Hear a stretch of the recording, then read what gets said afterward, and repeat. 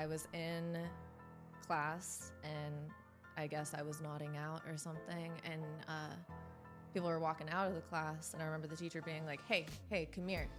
And I was like, yeah, what's up, you know? And he was like, are you okay? Like, are you good? And I was like, yeah, I'm good. He was like, I'm just letting you know I've seen some shit.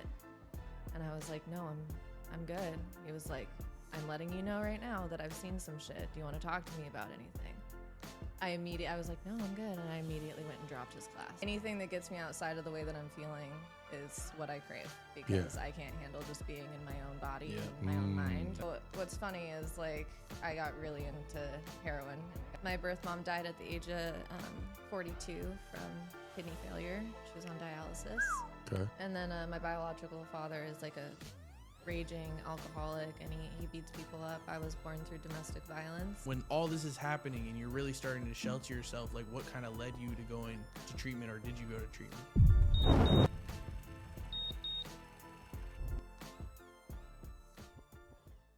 Well, welcome to Sober Champs, episode 17.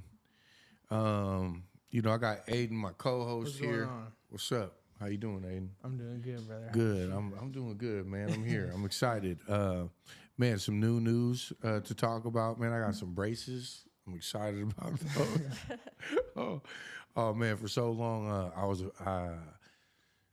I just didn't like to smile. I didn't like to smile, and so today I'm doing something about that. So that being said, we'd like to welcome our guest tonight. Kelly, welcome. Come on. Hey, welcome thanks for to having Kelly. me. Appreciate it. Yeah. Welcome to Sober Champs. Yeah, thanks for having me. Yeah, how you doing today? I'm doing good, thank you. I'm just chugging this coffee and eager to hang out and chat with you guys, you know. Hey, look, we might not chug anything else, but coffee is a part of my story as well. I mean, this place is fucking good. Oh yeah, Can Luna, I, like, rep them? or what is it called? Loon, right? Loon. It's really good. Yeah. Yeah, we were talking about that earlier. It's like a TikTok famous cafe right down the street here in Pioneer Square, and so we're here in Pioneer Square, Color Studios. Fredo in the back. What's up, Fredo? How you doing, baby? Come on. All right, he's here. So this is how we started. I usually ask for your sober date. Yeah. So what's your sober date, My Kelly? sobriety date is November 1st, 2020. Okay. So all right. gonna have 5 years eventually, so pretty soon, hopefully. I don't know what month it is. You said July but 1st? November 1st. November 2020. 1st. Yeah. Yeah. And 5 is my lucky number. So Oh yeah, you too. Yeah. That's my. Oh yeah, Really? 5. I wear all my jerseys, all my. Yeah, it's a very big number to It's me. a good 5 number. is it. Yeah. Yes. Were you born on the 5th? No, the 29th. But it 29th. just became. I don't know. Something happened. 5 was it. I think I scored like a hat trick one day in a game, or like I hit a couple home runs or something. And I was like, That's 5's my number, man. You had this is arrived. it. Yeah, Yeah. exactly. That was the moment. I think I was like, anyway. Well, that's what's up. Almost 5. That's dope. Yeah. So as we move through today, what we'll try to get to is just your story, right? We'll get from, where you started at, how you got loaded, how you got sober, and where you are today. Awesome. Let's start out with maybe where you from. What's up? I was born in Kirkland, raised in Kenmore, so on the east side a little bit. Is that the east side? Yeah. We've had an East Sider on here last week or a couple weeks ago. So would you consider yourself from Seattle? I mean, I moved to Seattle when I was like 13 or 14, so like I've been here long enough, but no. Good answer. I mean, I put people on the spot right here. Hey, in this fucking moment right now, are you from Seattle or not? And it's okay. This is great to know. Well, I mean, people know how to drive out there better than like in the city. Oh, now hold on. Shout out to not Kirkland or Kenmore. Anyway, the east side. But all right, that's cool. That's so you were out there. Wow, that must have. So you were out there till you were 13? Yeah, I think actually 14, Okay. but I was like busing to Seattle. I would take 3 buses. Okay. Yeah, from Kenmore to Seattle to go to high school. And so I was like, 14? Yeah, busing. Yeah, I was in high school, so I was 14 when What high school did you go to? Oh boy. Well, some weird ones. I went to Seattle Waldorf High School for 2 years. It's Waldorf. yeah, you know Waldorf? I know about Waldorf. Yeah, I think that's why I started doing drugs, to be honest. Oh, okay. I don't know. It's that school, dude. Yeah, my fractions lesson was a teacher like cutting a pie and me eating a piece of pie. So Interesting. Nice. Yeah. Okay, so that was alternative school. I've never really heard of it in I'm the top surprised 10. I know how to read. To Yeah, be honest okay, with you, all right. but yeah, I'm I surprised. can't do math for shit. Okay. Which all right. actually, like drug dealers, like I could get skimped so much because I don't fucking know. You know, I'm like a points $10, 2 points is 20. Hey, I we'll don't get into know. that. Yeah, Yeah. we'll get into that. That's what's up. Points. All right. So now, you grew up around here, and so bring us into maybe how did you start to get loaded? Like, what was your first experience with drinking and drugging? Well, I didn't really have friends growing up, so friendships meant a lot to me. But I got kind of like pity invited to this party, and this was with the Waldorf kids, right?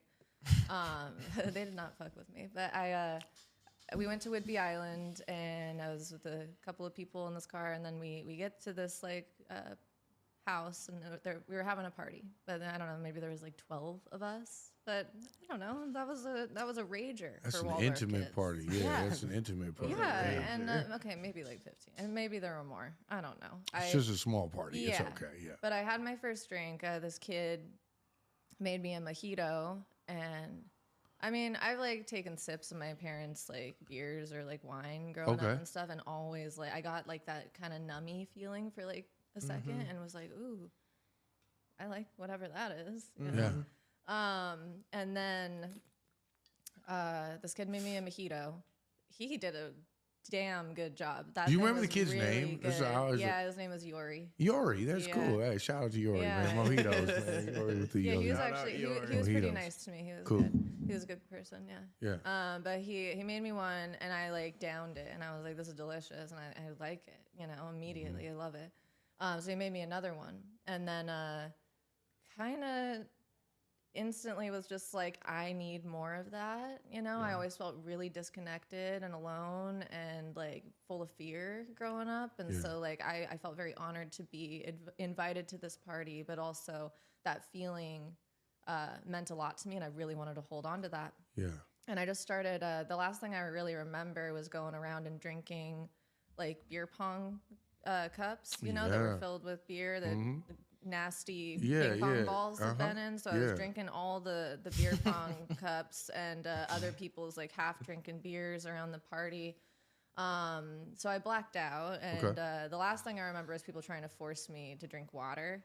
And it was on Whidbey Island, so we were staying there, and I woke up in the morning in my own pee, which was awesome. I didn't have any clothes or anything, so I'm like in just like smelling like piss. Yeah, piss-soaked pants. Yeah, it was gonna great. take a Super ride back on the cute. ferry. Yeah. Super cute. Yeah. Yeah, no, this girl named Tara, she gave me some pants, like some pajama pants. I don't know if they shout probably out had, to like Tara. cows or Yeah, like those- stars. I actually thanked her on like Facebook recently. It's That's like, what's hey, up. thank you. You kind of saved me there from, you know. Yeah. There are so- people like that. Like that was. Yeah. Yeah. Mhm. No, she was very. I really appreciated that. But yeah, I blacked out, and I kind of did this thing where I remember people like telling me like all the things I would do, you know, while I was drunk, and I'd be like, no, I didn't do that, you know, because I blacked out. First drink, woke up in my own piss, you know, and then kind of after that, like. Maybe it was a month or two, a couple months. I transferred to a alternative public high school, Seattle Center School. Okay, so what's the name of the school? Waldorf, yeah. Waldorf. I keep thinking of Harry Potter. Like, okay. Hogwarts. Yeah. So yeah. Anyway, Yeah. So then you Kind of felt like that without the magic. Yeah, that's what I'm saying. No magic, but Yeah. there you go. So, you get to a public alternative school. Oh yeah. Yeah. That was Now fucking awesome. that Now is that where was to find some awesome. drugs. That is where you Yeah. find drugs. Yeah. Yeah. No. Shout out to the Seattle Public School District. Yeah. Yeah, I mean, They're clean doing it a up good out job. there, huh? Let's get it together. Yeah, that was awesome because The I could Seattle kind of Center School, you said. Yeah. Yeah. And the schools I had gone to before had like 100 kids in the whole school. So it's like, you know everybody. And if people don't like you, you can't really find other people. You know what I mean? So that was hard. It was hard to fit in. But when I went to the Seattle Center School, I had this, like, while transferring, I was like, oh, I'm going to be the, like, new girl, and I'm going to be super hot and super cool, and I'm going to adopt this new persona, and everyone's going to love me. And, like, I had made up this story in my head, right? I get there, and that is not what happened, you know? People don't like the inauthenticity, you know? You got to be authentic and, like, know who you are. So they could sense that. That's what I presume happened. So yeah, people did not mess with me, but I did find my way into the burnouts. So we'd hang out at the Seattle Center. They have the fountain, and then there's a bell over there. So we'd chill at the bell at the Seattle Center, and we'd just smoke weed all day and drink. And again, like, I wanted to chase that Whidbey Island party, so I was started drinking a lot During school. During school, in between classes, or I'd skip classes and I'd go and drink. And how old are you at this point?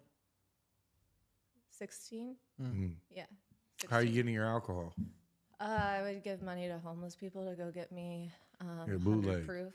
Yeah, bootlegging. Yeah. Yeah, okay. I would drink with them too. Actually, I witnessed. So tight. Yeah. Yeah.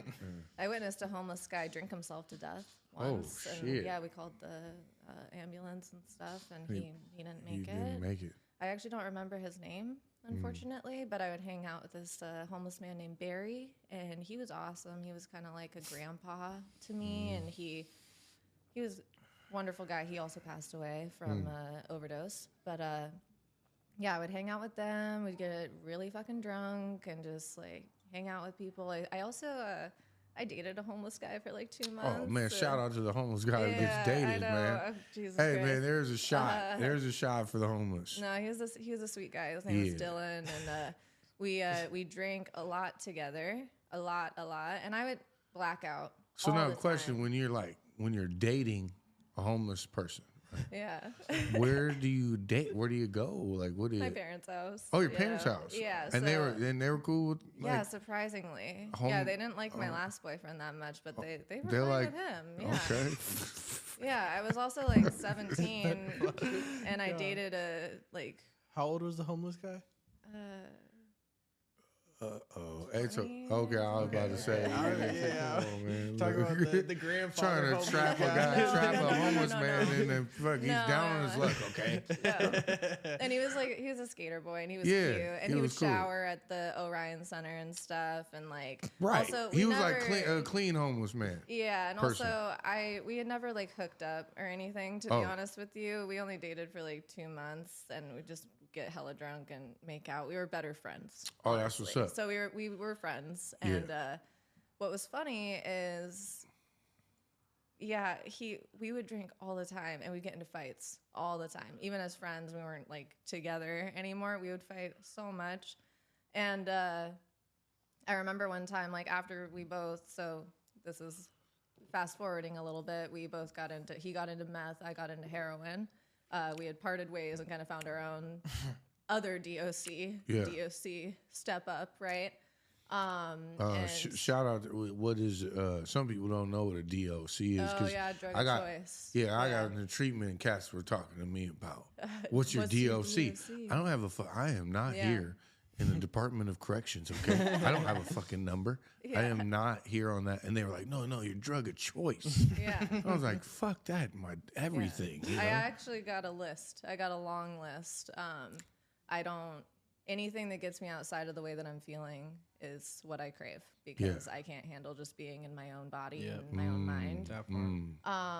So what's funny is, like, I got really into heroin and got physically addicted to it, and he got addicted to meth. And then he was like reflecting on the past, and he was like, yeah, we were both little alcoholics back then, while we're both fucking full-blown drug addicts, you know? I was just like, yeah. So that kind of brings me to, like, how it, like, a lot of people, we are not a lot of people. Sometimes we find ourselves, like, honing in on the really bad times of addiction and the ism of alcohol, right? And like the really terrible times, but like the crazy part about like at least my story, I think you guys can relate, is like there were really fun times. Oh yeah. There were really fun times that when Yeah. I would get loaded, it was actually fun. Yeah. Like, yeah, okay, I'd be hung over the next day, or I don't know. It wasn't all like terrible. No. And I think that's what I was always chasing, was like those beautiful times, and oh man, maybe this time will be different. And so, yeah. Well, do you have beautiful times that you can remember? Like, what are some good times that you had getting loaded? When I'd like smoke weed and play Mario Kart with my best friend Cyrus. Tight. Yeah. Yeah, I'm actually like crazy good at Mario Kart. Well, we got to play one day. I Yeah, don't know. I'll smoke you. Yeah, okay. I will. Wow. I will. Yeah. Okay, so I'm a competitor, so we'll have to play. Yes, So absolutely. yeah, now when you say that, like that just rings to me. It was like, for me, I love to like get high and like go to the gym and fucking shoot hoops and hit weights. And like I used to do like go to movies high, and like Yeah. you just got to get high to go do things, and you laugh, and like I would do everything high, to be Yeah. honest with you. Mhm. And it was fun. Right. It was totally, I mean, yeah, I had a blast, honestly. But So did you have a blast when it kind of transferred though? Like I know in my own experience, like after like when I started drinking and smoking, it was chill, bro. Like that everything was a blast. But like when I got on fentanyl, like yeah. that's when shit wasn't fun anymore. Cause my whole day was based around how am I gonna continue to feel this way? You know what I mean? And I was wondering is that the same for you? Yeah. I mean, Yeah. it stopped working, Yeah. honestly. Yeah. And I needed it to live. I Mhm. needed it all the time. And Yeah. if I didn't have it, and it caused a lot of problems, now what is it? My bad. Weed or all of it. to okay? be So honest with let's you. do this. Let's go. So you're smoking weed. You're drinking. Okay, Yeah. cool. Now, when do you get introduced to something outside of that? Like, society says this is okay, where you can smoke weed and drink, and that's Yeah. okay. This little box, this is okay. Yeah. Now, when you started doing other things, you were talking about meth and heroin and things like that. When did you start? Like, what was one of those moments when you started? Do you remember? To be honest with you, yeah, I do remember, but yeah, alcohol though caused like lot. bad things to happen too. To be honest with you, Yeah. I actually had a suicide attempt when I was really drunk once, and Yeah. my dad found me. Thank God. Mm. Thank God. Like I'm really, really happy that Yeah. I'm still alive today. Yeah. And I can't believe how selfish I had been. You know, just like my dad finding his child, like passed out and knowing that she tried to take her own life. And That's got to be a scary thing for your father. yeah, and I made amends to him before he passed away, which was really huge. And I still feel like I owe my dad my life and just being sober, honestly. But so alcohol is bad. But the first time I did heroin, I was drunk as hell, and I was at Salmon Bay Park in Tight. the bathrooms with some friends, and they were just passing this foil around. And one thing, I was pretty sheltered. I went to that interesting school, didn't know a lot of stuff, only child. I'm adopted. Just I don't know. I just kind of was in Kenmore. I don't know. You know what I mean? Yeah. But I feel like I grew up pretty quickly, but I like didn't know a lot of stuff. I just knew that I didn't like the way that I felt, so I just used copious amounts of substances all the time. Anything. Sure. So I didn't really know much about like acid or shrooms or Molly or ecstasy or anything, meth, heroin, but like I saw someone doing something, I wanted to do it. Yeah.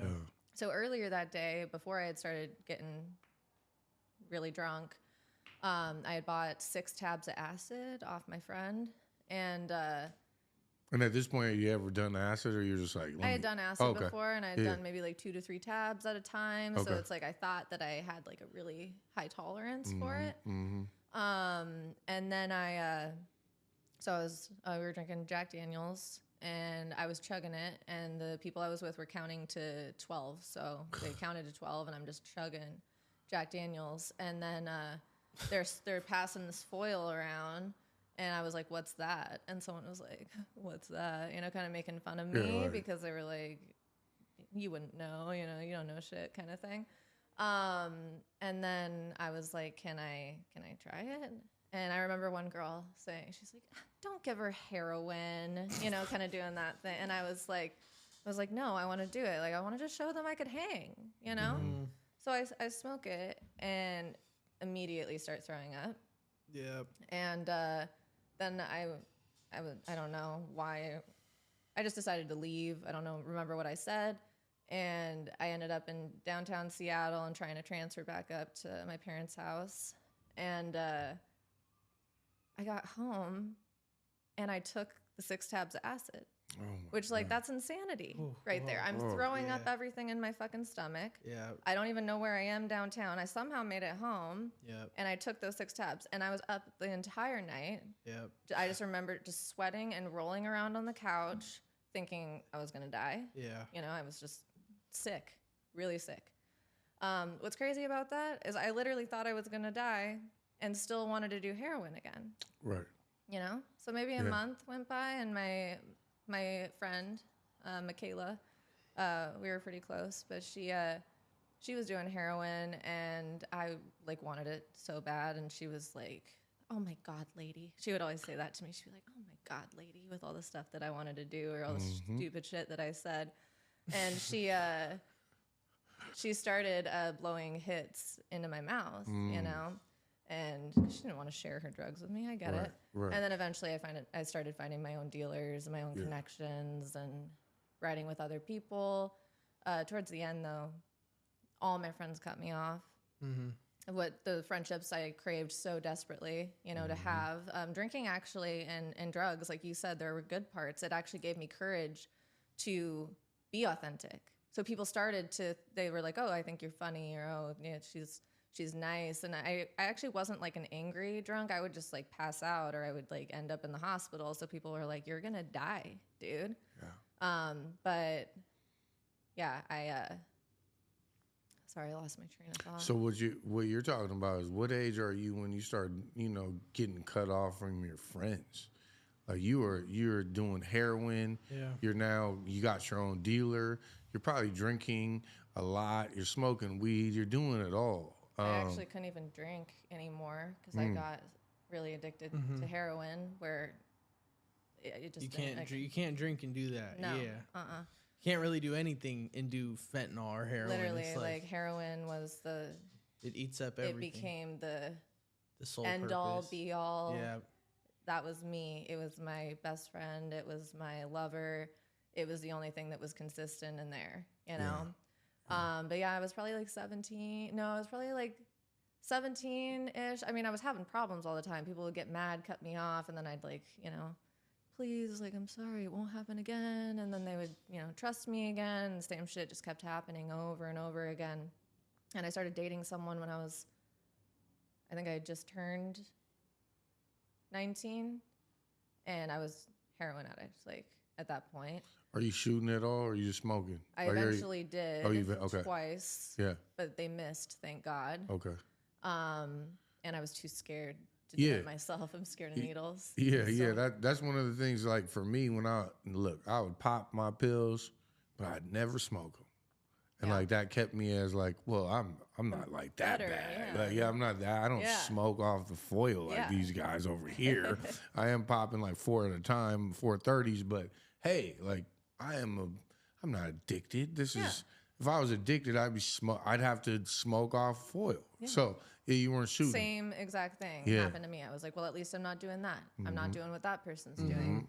And then, I started smoking heroin. I also didn't know you could get physically addicted. Ooh. I woke up one morning throwing up, and I called the friend that I used dope with.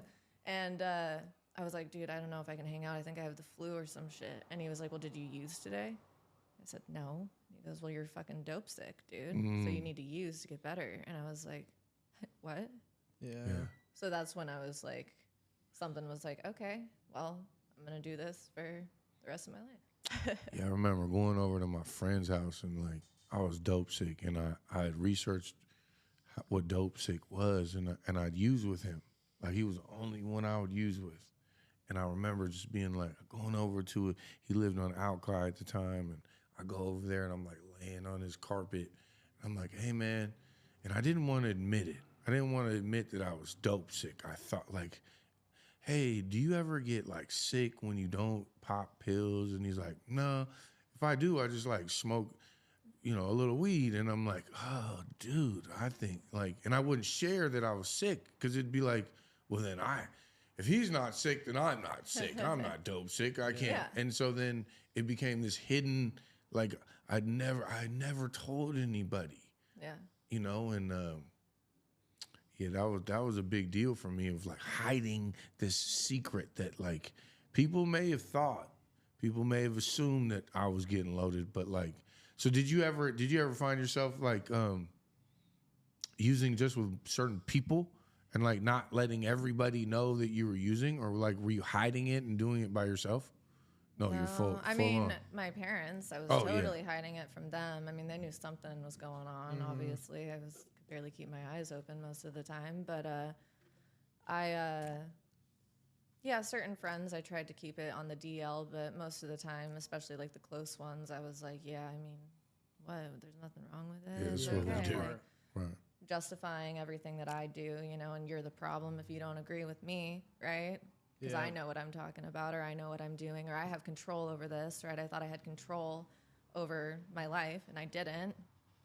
And people cut me off. And actually, I was trying to go to Seattle Central. I was trying to go to college at that point. So fast forward, I'm like 18, 19. I'm dating this boy that's like crying and begging for me to stop using, and I'm going into the bathroom at Seattle Central, and I'm smoking dope. And then, just like any chance I got. And I had like barely any money, and I'd get fired from grocery stores or like Blue Water Taco Grill at the Seattle Center, just Shout like, out Blue Water Taco. yeah, or Yeah, next to the theater. bubble tea shop that may not even be there anymore, I don't think. But yeah, all these little places, and I don't know, within like a month or two, places were like, what's fucking wrong with this chick, But at Seattle Central, this is one thing where I was just like, this is where I was hiding it, right? Mm-hmm. I don't even remember this teacher's name at all. But I was in class, and I guess I was nodding out or something, and people were walking out of the class, and I remember the teacher being like, hey, come here. And I was like, yeah, what's up, And he was like, are you okay? Like, are you good? And I was like, yeah, I'm good. He was like, I'm just letting you know I've seen some shit. And I was like, no, I'm good. He was like, I'm letting you know right now that I've seen some shit. Do you want to talk to me about anything? I was like, no, I'm good. And I immediately went and dropped his class because like, he knows. Yeah, you got. Mm-hmm. See, when you get outed, when you're in active use, for me, the disease got so fucking scared. It was like, dude, you need to get out of there. They know. Yeah. So then to keep this show going, we needed to avoid those type of people that are ready to like help you Yeah. or ready to like give you some sort of like assistance on getting away from that little fucking disease that you got, right? Mm-hmm. Yeah. And so, Totally. so when, like, Aiden, did you have solo using experiences? Like, were you like using by yourself, or did you have groups of people you would use with? No, I remember like of course I had my like the homies that like would do fentanyl with me, like the homies, you know what I mean? Like Yeah, quote unquote, the homies. that would do fentanyl. But like, no, I remember like those people were so come and go in my life. You know what I mean? Like those people weren't really like, it was new people all the time because like this person wouldn't share enough with me or whatever it was.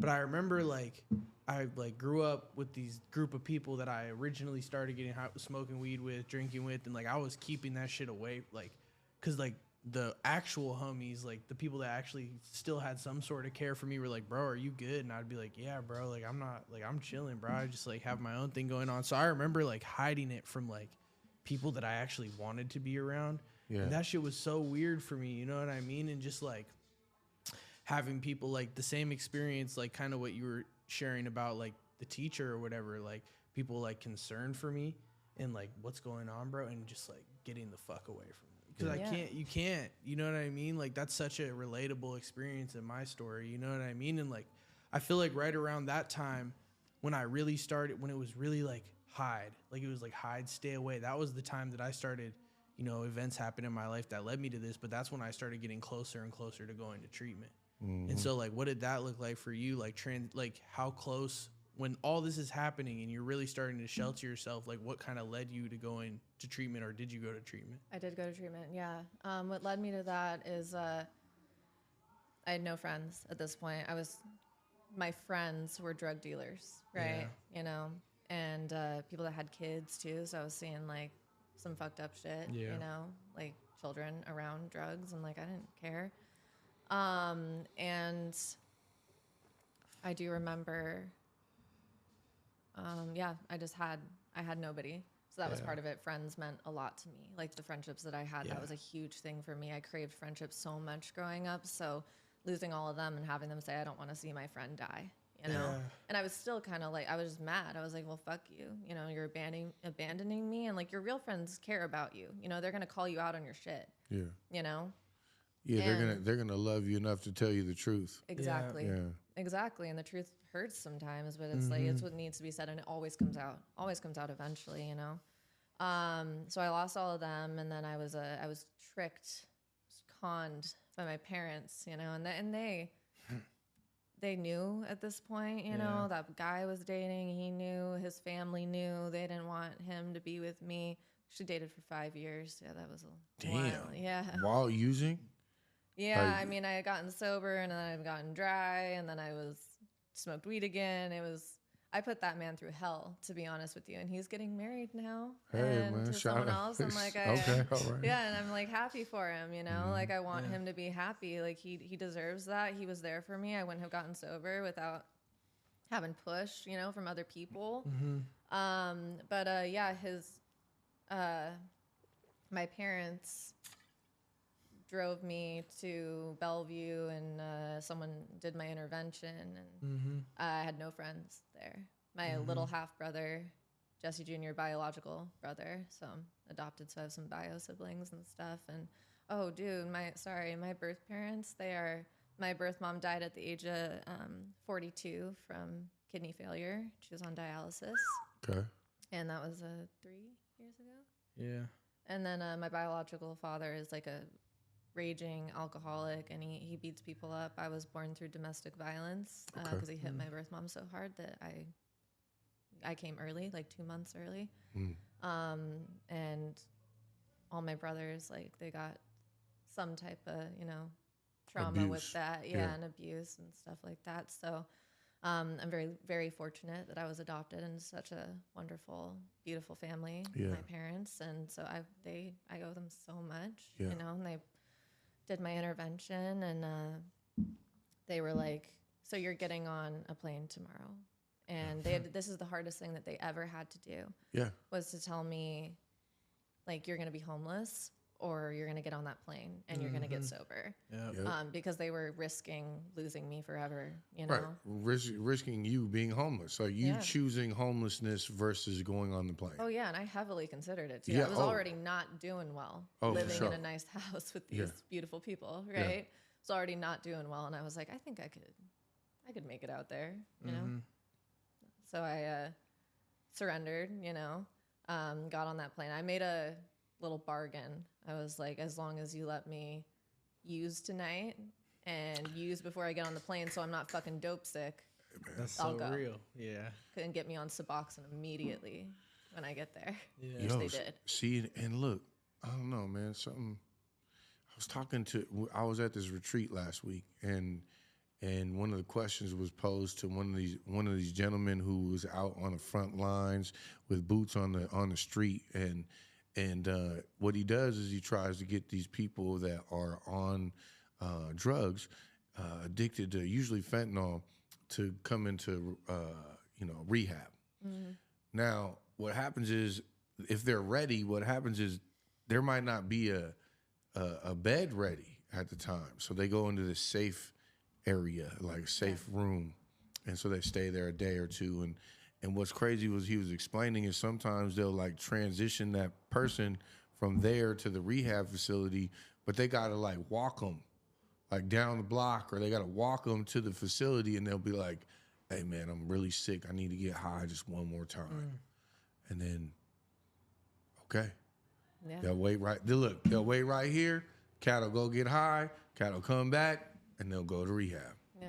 And that's what it takes sometimes, you know. I just being dope sick, man. Oh, we talk about it on almost every episode. It's Dope scary. sick.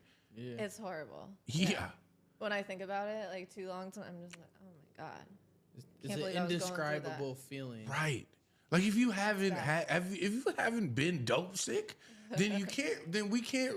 I mean, I can relate to like what you think it is, but like when you meet somebody who's been dope sick, hey man, that shit's like I'll never. It's like death. What I thought like death death. was. Yeah, it's like death, I'm but on the you're verge of dying. I think. That's the Like best I way to mean, put it. this would be what it is. Yeah. I think. Yes. And so then, so then you get on an airplane. Yep. Where do you go? California. I California. went to a very nice treatment center. Man, shout out. What is it? What do we call Hotel it? California. Oh by the man, sea. hotel. Heard a lot about you out there. Okay, You know, Hotel California. Yeah. Good. I heard it's a good facility. It You was know. great. Yeah, in California, it was Yeah. awesome. I fell in love with a counselor there named Marnie, and she has 4 dogs: Bart, Beezer, Bounce, and Bubba Boo. And those dogs and just this woman in general, like the way I fucking loved her. Like she checked me in and just like she's like that tight like grandma vibes. Like she just had like this. She had like purple short hair, and one time I had this bag of baking soda because I used it to like exfoliate my scalp. Not that that's really important, but one time I left it on the table and she goes, "Who the fuck's dope is this?" You know, and she was awesome. I don't know, she was great. But those dogs, she trained them to like do crazy tricks and like hit balloons into the air with their snouts. Yeah.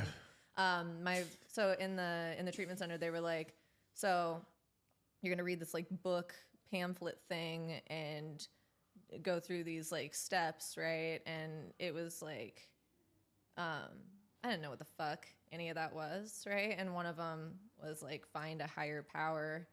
And I was like, I was a hardcore atheist. I'm like, that's not fucking happening. Absolutely not. I would argue with religious people any chance that I got, right? Yeah. But I was like kind of willing enough because I was just like, who am I, right? To say that there is no God. And like, that was huge for me. And It's a weird thing when you think that like you run this whole thing. it's Kelly's world and everyone else is just living in it. And I thought because I had low self-esteem, I was like, oh no, I'm not selfish. All I ever did was think about how other people thought of me. Yeah. That's the only time I ever thought about other people, is like what your perception of me was. I didn't give a fuck if they were like okay or doing all right. It was just me. It was about me, right?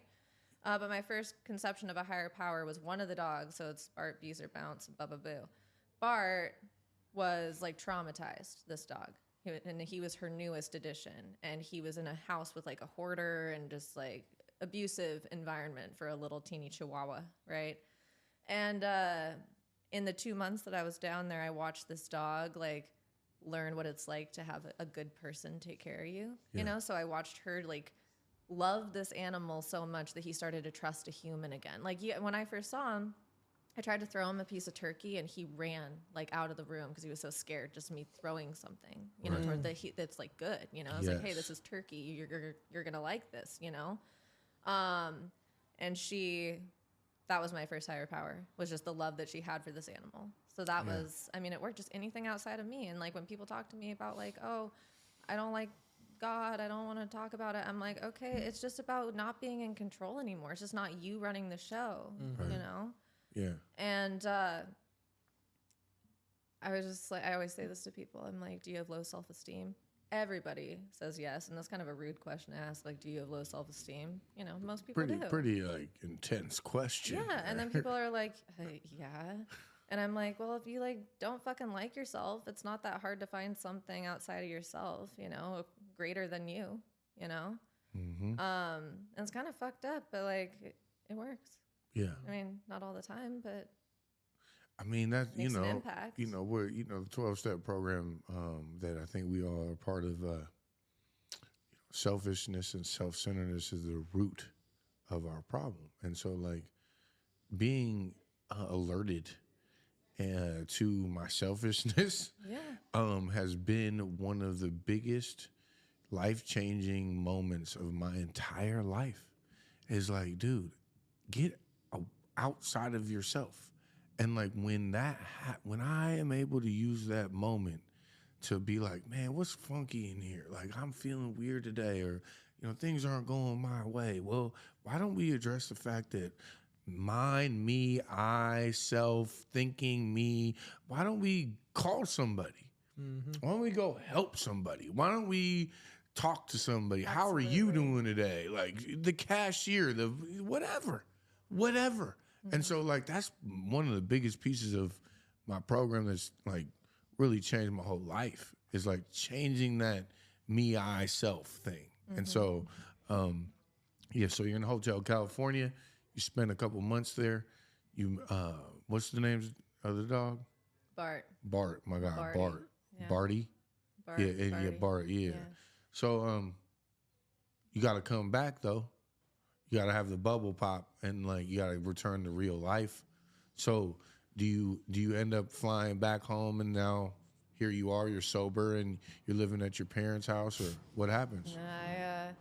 I was in IOP for a month after that, and then In California? no, in Bellevue. Okay. Now. So, but I'm like living in Seattle. Well, I'm in a sober house. Okay. There, like in Juanita. Yeah. But I was doing IOP, so it was kind of a little mixture there. But after I got out of there, I think I smoked weed the day I got out, like the second I got into my boyfriend's car. So tight. Wow. Yeah. Come on. And then I started drinking maybe a week later. So, and then I think 2 years after that, I quit drinking when I was 22. Okay, so you get sober. Now, sometimes we don't talk about the reservations, right? So in that moment when you decide to like smoke again and you decide to drink again, what's going through your mind? I thought I was just a heroin addict. Oh. I didn't think I was an alcoholic, or I knew there was, I mean, my ex, he would say like, I don't want you to drink. And like, while I was still drinking, he actually told me, he was like, yeah, you don't even know how many times I've like carried you into the house and like put pajamas on you and stuff and like helped you take your makeup off. I'm like, I don't remember any of that, you know? I didn't think I had a problem. I remember there was this speaker at one of the meetings we go to, and he was talking about, what if you like could go to this blackout place, like that everybody calls like a blackout, like what if we all could like go see what goes on at the blackout spot, like, you know, Like getting so fucked up you black out? well, meaning like, what if us sober right now could go to this blackout and just like look at and just watch what goes on in the blackout? Yeah. Of people's Like spectating behaviors. a blackout, Yeah, just be a spectator. You're gonna sit down, you're gonna grab your popcorn, you're gonna look at all these people blacked out in their blackout. Yeah. Because it's this idea that like, man, you know, I don't know, man. The blackout to me is something that is so crazy because like we're functioning, but we don't know what's going on, but we're still functioning, and the next day you can't tell me what happened. Yeah. Or put it like this, you could tell me, but I won't remember. I might remember little snippets or little pieces of so that being said, hey, so Aiden, you're pretty young, right? How old are you? Yeah, I'm 19. 19. So have you experienced drinking to this level of like blackout? Yes. What was an experience for you? Man, I remember like the first time I ever, no, I remember one time I was out one night and I went over to these people's spot that I just met these people. I actually first time I ever sat down with these people, and I remember we were smoking, and this is before I got into fentanyl or whatever, but I was still really young. Like, I don't even know, 14 maybe. Damn. I was really young, and I remember we sat down, and I was just like, we got to their apartment or whatever. It was in like not the nicest area in Kent, I remember like we just started drinking and smoking and it was cool. And then I remember like sitting down on the couch and then waking up in my bed the next morning being like, how did I get home? You know, and like that never scared me, right? Like that happened and it was just another day after that. Like I wasn't freaking out or anything. And it was like, just continue on. But now when I think back about that and like the amount of times that it happened, like rather that's from alcohol or like, man, I used to do so much. Like there's a moment of my life, like a portion of my life that I just don't know what happened, you know, for years. That's like how it was. And like thinking back about that now, it's like, how scary is that?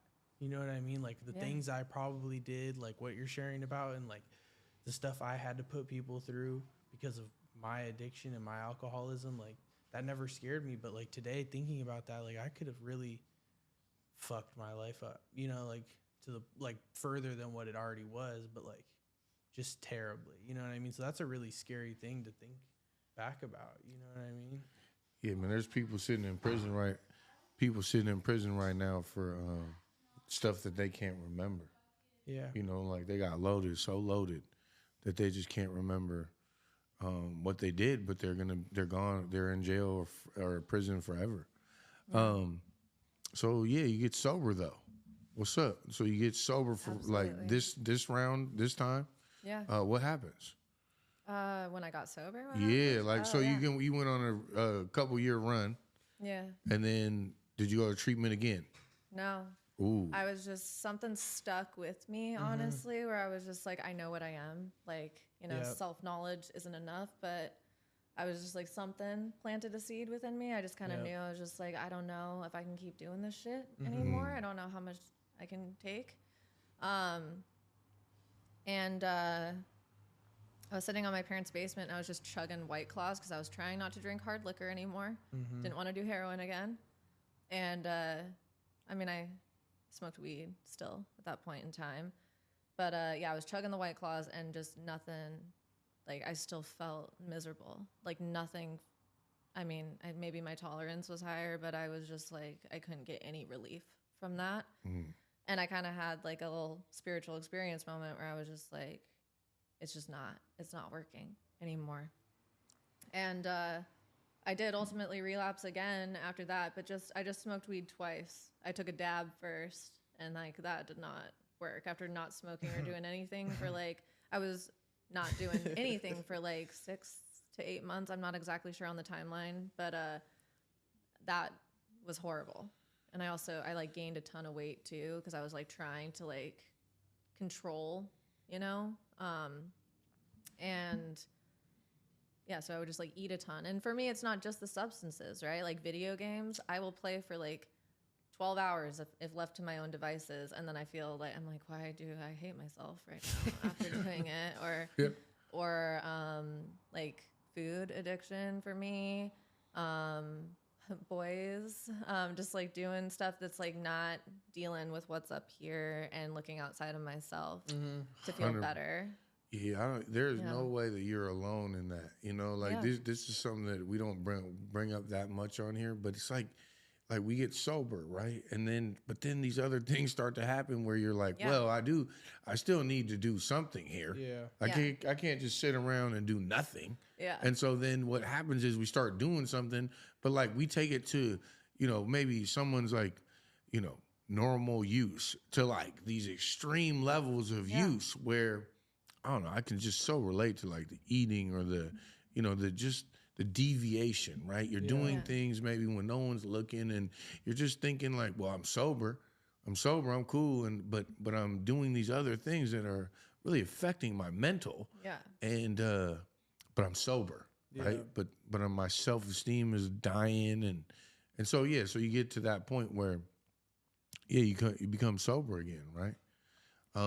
What did that take? Like, you know, take us back to that day when you did get sober for this time around. Yeah, I started like going to my 12-step meetings and had someone take me through the book and actually listening to someone else and taking suggestion.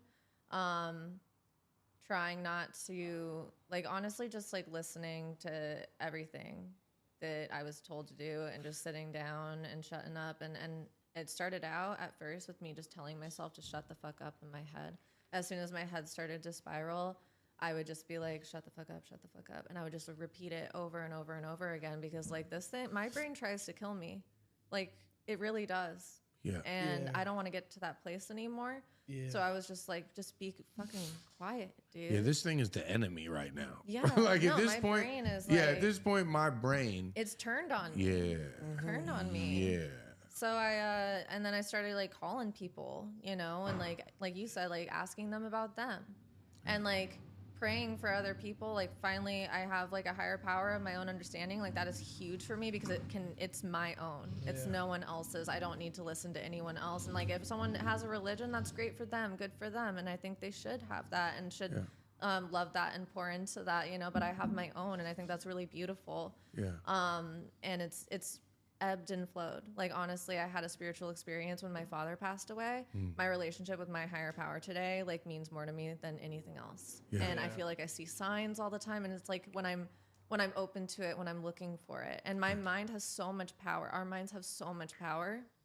Like when I recently joined an improv class. Oh, wow. Yeah. Okay. And I mean, anyway, I joined it and oh my God, I fucking hated it. That sounds, I mean, my skin's crawling just thinking about that. No, like, it was just a bunch of strangers. Yeah. I was like, I don't fucking like any of these nerds, even though I'm one of them, right? No, I didn't like any of them. I was like, and then I was like, I don't like one person in this class, which means I'm probably the problem, right? So the next class, I went into it with her. I'm like, you love this. You really love this. You're going to have so much fun. You like everyone in there. Everyone in there's awesome, you know, and you want to hear about their day and you want to talk to them, right? So I like walked in and I'm like, hey, how's it going? And I'm like being friendly to people. Yeah. I had the best fucking time ever. I had to like gaslight myself into enjoying something, you know? It's the similarities, right? Not the differences, right? Yeah. Right? We can be the differences all the time. Like I can find my way out of a social experience anytime, any day when I turn that like volume way up about how the huddle over there, they're talking about me or, you know, you guys don't like me. You looked at me funny. You said something weird. So then I retreat. Yeah. I disengage. I step back. And like, if anything, that's like my recipe for like stepping away. Yeah. And like, if I don't step towards the interaction or the fellowship, the friendships, the people, the interaction with others, I find myself pretty depressed or like miserable or down. Like isolating. And isolating, right. Keeping yourself apart from other people. Yeah. And like my brain does that too. I think that's what addiction kind of does to us. It isolates us and keeps us separate, you know? Yeah. And we think it's safety, but it's actually harming us, you know? Right. That part. But improv. Yeah, so you're doing improv and like you just went in there with a different attitude. Yeah, and like I noticed that too in my day-to-day life. If I'm like having a shit day at work, like it's usually me that's the problem, you know? And like asking my coworker how I can help her out with something instead of being like, she's lazy and not doing enough. It's just like, okay, get over yourself and ask her how you can benefit her, and then she's going to be appreciative, and then you're going to work better together, you know? Just it's always those little things, you know? But yeah, I love improv, love reading. Yeah. I love being sober. I have the best friends ever now. Yeah. I've noticed you got a crew. Oh, I mean, I've seen some of the women and men you hang around with. I love them all so much. Yeah, it's like so a real, much. like you found the fellowship that we all crave, right? Yeah. Like friends and people you can talk to honestly. And so what does a day look like for you in sobriety? Like, what do you do? I go to work. Okay. That's good, right? You have a job. Oh my God. I'm so like, I'm reliable now. Oh like, shit. All right. My boss trusts me and she's like having me watch her cat right now. Yeah. And like, I have a code to her house and, Nice. they gave me a raise, which is awesome. Yeah. And, I'm in sales and sometimes I'm like, I make them good money and it feels good, you know? And What do you sell? Window coverings. Oh, okay. Yeah. All right. Like, that's cool. like that thing over Oh there. yeah, you was eyeing them out when Yeah. we came in. Like They got like little pom poms on them. That's a choice. Yeah, it's that's a cute. choice. I like that. Yeah. Okay. So what is your? Do you pray in the morning? Well, like, what's your? Absolutely. You have I a morning pray. routine? Yeah. Okay. Pray in the morning. I meditate. I What's the difference between praying and meditating for you? praying is usually me like talking to my higher power, and meditating is usually trying to get quiet and, like listen to what my higher power is saying to me. Yeah. And trying to just like be still and to be in the moment. Yeah. Is a big thing. I all the time I'm always thinking about the future. I'm like reminiscing or, beating myself up over the past, and it's good just to be here in the now, Yeah. Do you have a hard time getting quiet? Yeah. Yeah. I talk a lot. You can probably tell. Well, no, I mean, we all talk. I mean, I talk. Well, yeah, okay, all right, here we go. So I do. So have you ever been in a sensory deprivation tank? Well, that shit's No. fake. Yeah, Should we float. go? A float. Yeah, it's called a float. Yeah. Okay. You gotta And so test it's that like out. they have like these. It's I don't know if it's called urban float anymore. Anyway, there's one in Renton. There's one, and so what they are is there's these tanks that are, I think it's 10,000 pounds of salt water per float, and so like you're about 2 feet, 1.5 feet off of the floor, the bottom of the pod. Yeah. And so you get into the pod, and you lay on your back, and you're buoyant. And you just float on this on the top of the salt water, and so then you close the lid of the pod and you hit the light, and usually there's a 10-minute intro to music. I have earplugs in, and so we're in this room, or I'm in this room. It's a solo activity, and then the lights go out, and then you have these earplugs in, and then it's the quietest it's ever been. Now. Takes a minute because you're kind of uncomfortable because your mind's like, what the fuck is going on here? Like, you can't see. Like, if I put my hand up to my eyes, you can't see. So now you hear the water float, your body's moving a little bit. And so Sounds scary. It's filthy. so why I encourage that to a lot of people is because it's the quietest I've ever been. Like, if we attempted to be quiet right now and like get quiet, you'd hear like all this different stuff going on. Yeah. Whether it's, tapping of the table or something happening next door or down on the street, there's an interruption.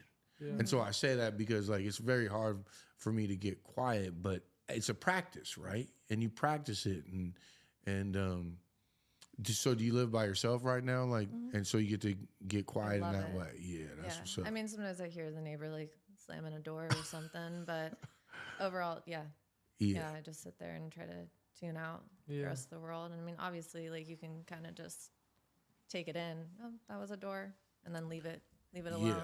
Yeah, that's dope. And being of service, it's huge for me in sobriety, and not praying for myself unless it's to benefit other people. That I didn't know that for years. I've been in and out since I was 19. I never heard that before, and when I heard that and it changed, I started doing it, changed my life. Being of maximum service to other people, and it keeps me fairly humble, I would say, and I feel a part of, I'm a member of society. Yeah. And that feels great. Yeah, I hear that. That's being of service is like a different thing. I was a very transactional individual. I'd help you, but like I'd need something back eventually. There'd be a moment where I'd call for that help. So well, it's been wonderful having you on. Is there anything you want to share with anybody else out there? In case they're struggling tonight or tomorrow or the next day? Sobriety has like changed my life, and I encourage anyone who's curious about it to, do their research and, get help and ask for help and get honest, being honest, I think there are addicts like everywhere that are struggling. And I actually just had a moment recently where I had matched with someone on a dating app like last year, and I'm very vocal about my sobriety, and they asked for help. And that's awesome to be of service to other people and to be proud of my sobriety. And I am not ashamed of any of it, I'm grateful for it because I have the life that I have today. So, Well, Kelly, it's been a pleasure. Thank you for coming out here and being a part of this experience here. So again, real quick, I just want to make it clear, like if people are struggling out there, man, don't hesitate, whether you are sober or you've been sober for a while or you haven't, to just get honest and tell somebody, find a closed mouth friend and just be honest about what you might be struggling with. So Sober Champs is gonna get out of here for now. Thanks, Pioneer Square Color Studios, Fredo. We appreciate you, man. And again, Kelly, thank you. Aiden, thanks a lot. Yep. Yeah, thanks you both. Yeah, Appreciate it. Sober Champs coming out, on. episode 17. Thank you.